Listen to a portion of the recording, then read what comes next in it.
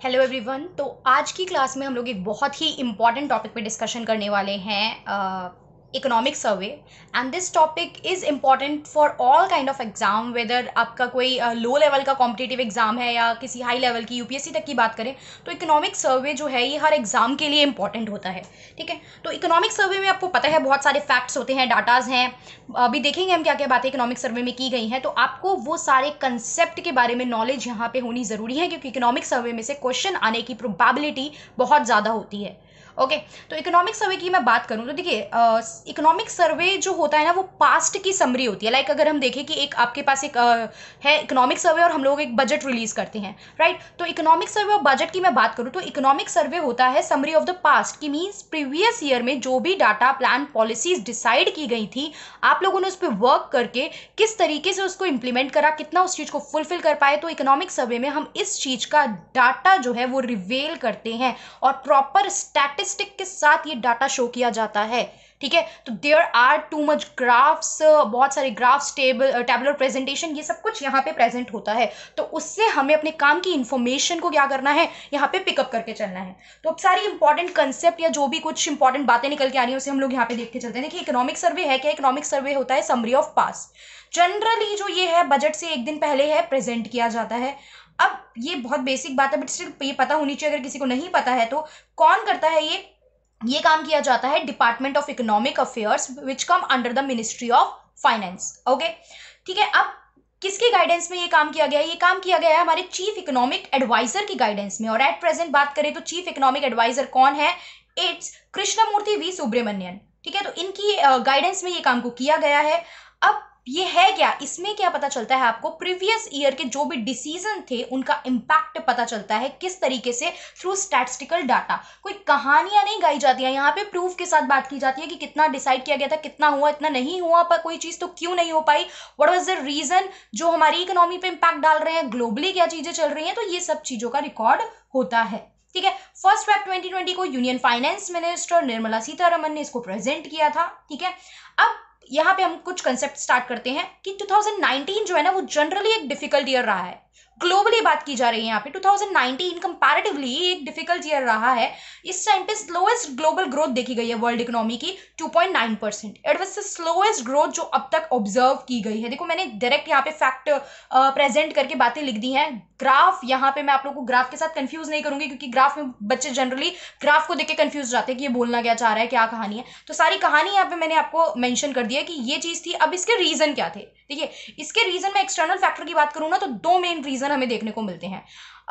पूरे साल हम लोगों ने देखा है कि यूएसए और चाइना के बीच में कंटेंशन चल रही है, टैरिफ वॉर, टैक्स को लेके वॉर चल रही है उनके बीच में। ठीक है, टैक्स रेट दोनों एक दूसरे के इंक्रीज कर रहे हैं।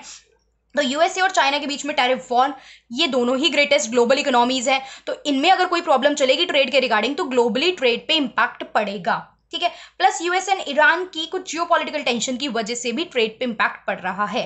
तो इन फैक्टर्स की वजह से हमने कुछ इकोनॉमी में ऑब्जर्व किया कि अपने देखा स्लोएस्ट ग्रोथ है, ये तो हमें डाटा से पता चल गया है। But what was the reason कि इसके इंपैक्ट क्या क्या पड़ रहे हैं, क्या 2.9% किस रीजन से है? देखिए, एक तो ग्लोबल ट्रेड हिट हुआ है, क्योंकि दो ग्रेटेस्ट ग्लोबल इकोनॉमी ट्रेड की फॉर्म में बात करें, अगर वो एक दूसरे से आपस में टकरा रही हैं, कंपटीशन में आ रही हैं, तो यहाँ पे ग्लोबल ट्रेड पे बहुत इंपैक्ट पड़ा है। ग्रोथ जो है वो डिक्लाइन गई है, अभी हमने देख लिया, एज मतलब lowest till now it is 2.9%। And investor जो है वो विड्रॉ कर रहे हैं मनी। देखो, इन्वेस्टर जब विड्रॉ करेंगे ना मनी पे, कोई चीज वो पैसा ही नहीं लगा रहे हैं। जब पैसा नहीं आप कहीं मार्केट में किसी कंपनी में लगेगा ना, तो वहां पे प्रोडक्शन भी क्या होने लगेगा, कम होने लगेगा। और कोई भी इंडस्ट्री अगर अपना प्रोडक्शन कम कर रही है, मैंने अपना प्रोडक्शन कम करा, मैं एक इंडस्ट्री हूं, तो मेरे यहाँ पे जो एक्स्ट्रा वर्कर होंगे ना, मतलब इतने सारे वर्कर एक्स्ट्रा होंगे, तो मैं उन्हें काम से निकालूंगी, मैं उन्हें काम से निकाल दूंगी। एट प्रेजेंट भी तो आप देखिए कंपनियां फायर कर रही हैं अपने कस्टमर को, क्यों? क्योंकि प्रोडक्शन नहीं है। कोरोना वायरस के चक्कर में देयर इज नो प्रोडक्शन, तो उनको अननेसेसरी इतनी सारी लेबर को अपने पास रख के मैं क्या करूंगी? कंपनी लॉस में जाएगी, उनकी सैलरी देनी पड़ेगी।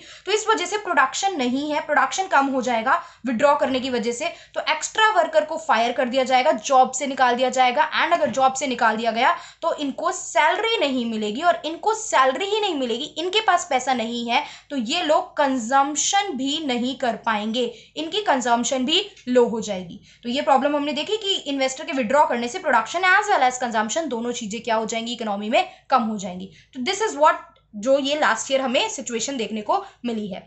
अब हम आगे की बात करते हैं इकोनॉमिक सर्वे की। अगर मैं आपसे थीम की बात करूं तो थीम क्लियर कट बात है, थीम वाज वेल्थ क्रिएशन, हमें वेल्थ क्रिएट करनी है।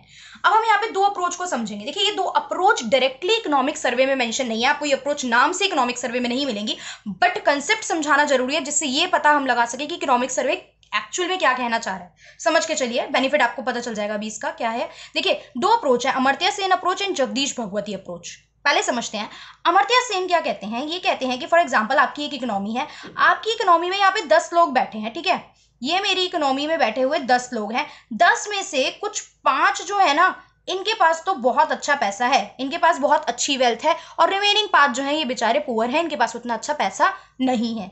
सेम चीज इनके यहाँ भी है, 10 लोग बैठे हैं, 10 में से 5 के पास बहुत अच्छा पैसा है, 5 पीपल जो है वो रिच हैं और 5 जो है वो पुअर हैं।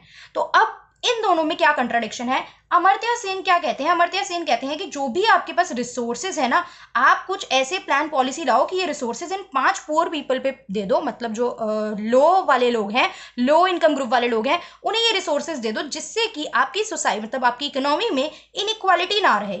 इन लोगों के पास भी रिसोर्सेज पहुंच जाएंगे, लैंड पैसा कुछ भी इन लोगों के पास पहुंच जाएगा, तो ये लोग भी इंप्रूव करेंगे और इन लोगों के साथ कंपीट कर पाएंगे, इन लोगों के साथ बराबरी पे चल पाएंगे। ठीक है, वहीं जगदीश भगवती जी क्या कहते हैं, जगदीश भगवती जी कहते हैं भैया मेरे अकॉर्डिंग तो आप ये जो रिसोर्सेज हैं ये इन 5 इंटेलेक्चुअल पीपल को दो, ये 5 रिच लोगों को दो। अब डिफरेंस क्यों, देखिए ये ऐसा कहते हैं क्यों, इन्हें लगता है 5 पुअर लोगों को देने से इनइक्वालिटी कम हो जाएगी, अदरवाइज रिच लोगों को ही दे दोगे तो इनइक्वालिटी और ज्यादा क्रिएट हो जाएगी। बट जगदीश भगवती का ऐसा कहना है क्यों, क्योंकि आप 5 रिच लोगों को अगर वो रिसोर्स दोगे तो ये 5 रिच लोग जो है उन रिसोर्सेज का अच्छे से यूटिलाइजेशन करेंगे और उस रिसोर्सेज को प्रॉपर यूज करके इन पुअर लोगों को काम दे पाएंगे, जॉब अपॉर्चुनिटी दे पाएंगे और इंडस्ट्रीज ओपन करेंगे, ये लोग और काम करेंगे उस पैसे से, जिससे इन गरीब लोगों को ही क्या मिलेगा, काम मिलेगा। तो एक तरीके से इनकी थ्योरी थोड़ा सा, इनकी थ्योरी ने क्या बताया है, जॉब जनरेशन की बात करी है। तो अब दोनों की थ्योरी देखते हैं, दोनों की थ्योरी में क्या फॉल्ट है वो देखते हैं। तो ये क्या कहते हैं कि give resources to the people having less resources so that inequality is reduce, जिससे कि इनइक्वालिटी कम हो सके। ये क्या कहते हैं, अभी हमारा जो इकोनॉमिक सर्वे है, डिफरेंस क्या है, ये अप्रोच बताने की क्यों जरूरत थी कि इस बार का हमारा इकोनॉमिक सर्वे है ना, वो इस अप्रोच पे थोड़ा कंपैरेटिवली ज्यादा फोकस करता हुआ हमें दिखा है। वो अमर्त्य सेन की थ्योरी को साइड में रख के जगदीश भगवती की थ्योरी पे फोकस करता हुआ हमें हमारा इस बार का इकोनॉमिक सर्वे देखने को मिला है। तो ये हमारा इकोनॉमिक सर्वे इस अप्रोच पे फोकस कर रहा है ज्यादा, और ये अप्रोच क्या कहती है कि give resources to the people having high intellect so that they can create more wealth. High intellect वाले को दे दो जिससे वो ज्यादा वेल्थ क्रिएट कर पाए।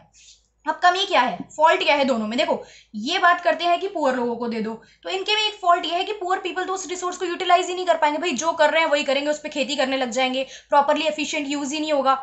वो तो जो पुराना काम कर रहे थे वही करेंगे, तो वो उतना इंटेलेक्चुअल लगा के, टेक्नोलॉजी लगा के उस पर्टिकुलर एक जमीन फॉर एग्जांपल बात कर लेते हैं लैंड की, तो वो उस लैंड का ऑप्टिमम यूटिलाइजेशन ही नहीं कर पाएंगे, वो वही ओल्ड ट्रेडिशनल तरीके से खेती करेंगे। हो सकता है वो लैंड मुझे 5-10 लाख रुपए कमा के दे सकती थी, लेकिन वो उन लोगों ने जो अपना ट्रेडिशनल तरीका अपनाया, विदाउट टेक्नोलॉजी खेती करना स्टार्ट करा, वो महीने में कुछ भी पैसे वहां से निकल के नहीं आ पा रहे हैं। तो ये इस अप्रोच का एक फॉल्ट है। इस अप्रोच की मैं बात करूं तो इस अप्रोच की फॉल्ट में देखूं तो फॉल्ट ये है कि अगर रिच पीपल को दे दिया जाए और वो प्रॉपर तरीके से काम ना करें, वो बिल्कुल ही कैपिटलिज्म वाले कंसेप्ट पे आके काम करने लग जाएंगे, तो बहुत हद तक इनइक्वालिटी भी इंक्रीज हो सकती है। तो दोनों की अपनी अपनी फॉल्ट है।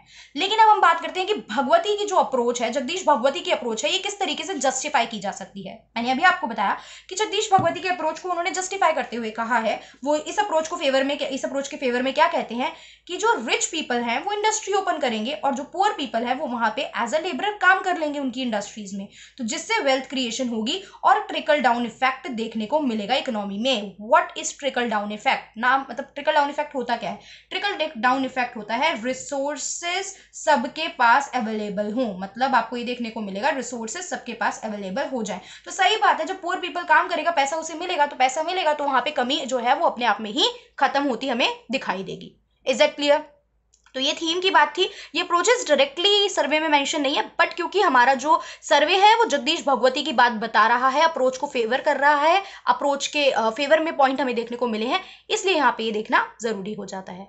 ऑलराइट, अब हम एक चीज की और बात करते हैं। जो हमारी थीम है वेल्थ क्रिएशन, उसके साथ जो वर्ड यूज हुआ है ना, the word was wealth creation, the invisible hand supported by hand of trust. अब what does this word invisible hand and ये हैंड ऑफ ट्रस्ट की क्या बात है। ये देखने हैं हमें, इसका मतलब पता होना चाहिए। देखिए, इनविजिबल हैंड से यहाँ पे कहने का मतलब है, आप लोगों को एडम स्मिथ आप लोगों ने सुना है, एडम स्मिथ का क्या कहना था। एडम स्मिथ जो थे इकोनॉमिक्स के फादर और आई कैन से कि लिबरलिज्म के फादर थे, ठीक है। ये फ्री इकोनॉमी की बात करते थे, ठीक है। फ्री इकोनॉमी क्या होता है अभी हम देखते हैं। ये क्या कहते थे कि मार्केट जो है ना वो स्टेट से ग्रेटर है, let market decide everything. Government क्यों इंटरफेयर करे हर चीज में, क्यों इंटरफेयर करे, क्या प्रॉब्लम आती है इंटरफेयर की, आगे इकोनॉमिक सर्वे में बातें की गई हैं, दैट वी विल सी। तो ये भी यहाँ पे यही कहना चाहते थे कि let market decide the thing. Market को डिसाइड करना चाहिए कि क्या प्रोड्यूस होना चाहिए, what to produce, how to produce and in what quantity. Market पे छोड़ दो, मार्केट अपने आप डिसाइड कर लेगी कि क्या प्राइस चलेंगे, क्या बनना है, कितना बनना है, ये सब लेट मार्केट डिसाइड। और ये मार्केट कैसे डिसाइड करती है, मार्केट में अपने आप दो फैक्टर है जो आप देख नहीं पा रहे हो ऐसे, बट मार्केट में डिमांड होती है और मार्केट्स में सप्लाई चल रही है। डिमांड एंड सप्लाई मैकेनिज्म जो है ये हमारी मार्केट में चल रहा है, तो मार्केट उससे जो है ये सारे डिसीजन अपने आप ले सकती है। हर चीज में स्टेट को इंटरफेयर करने का, स्टेट को बोलने का, स्टेट को पॉलिसीज बनाने का, स्टेट को सीधे रूल्स बना के दे देने का जरूरत नहीं होता है लोगों को। तो let demand and supply decide की कैसे चीजें होनी है। तो इसी कंसेप्ट को जब डिमांड एंड सप्लाई डिसाइड करती है and there is no government intervention, तो हम इसी सिचुएशन को क्या कहते हैं, फ्री मार्केट इकोनॉमी। ये बात समझ में आई हमें इनविजिबल हैंड का क्या मतलब है। इनविजिबल हैंड के साथ ही एक वर्ड हमने देखा था, supported by hand of trust. तो supported by hand of trust का क्या मतलब होता है, ये ट्रस्ट का हैंड कौन, देखिए अगर हम फ्री इकोनॉमी छोड़ देते हैं ना, और अगर बड़े बड़े जो ये बिजनेसमैन और ट्रेडर्स हैं ये एक्सप्लॉयटेटिव मेजर अडॉप्ट करके चलते हैं, ये प्रॉपरली जो है सोशल वेलफेयर को बिल्कुल भी कंसीडर नहीं कर रहे हैं, प्योरली कैपिटलिज्म पे फोकस कर रहे हैं, तो यहाँ पे प्रॉब्लम आने लगेगी इकोनॉमी में। फिर होगा वही जगदीश भगवती वाली अप्रोच, क्या हो जाएगी यहाँ पे, डिके होने लगेगी कि भैया रिच वालों को दे तो दिया लेकिन रिच वाले अब जॉब जनरेट ही नहीं कर रहे हैं। तो ऐसा नहीं होता ना, इकोनॉमी में आपको अगर इंडस्ट्री बनाओगे तो लोगों की जरूरत पड़ेगी, आपको काम भी देना पड़ेगा। तो यही चीज है, यहाँ पे हमने ट्रस्ट, हैंड ऑफ ट्रस्ट की बात जो की है वो की है वेल्थ क्रिएटर से, वो पर्सन जो वेल्थ क्रिएट कर सकते हैं इकोनॉमी में। तो हम यहाँ पे उम्मीद करते हैं बाय दिस वर्ड कि जो वेल्थ क्रिएटर हैं वो एथिकली काम करके चलेंगे, वो अनएथिकल ट्रेड प्रैक्टिसेस अडॉप्ट नहीं करके चलेंगे।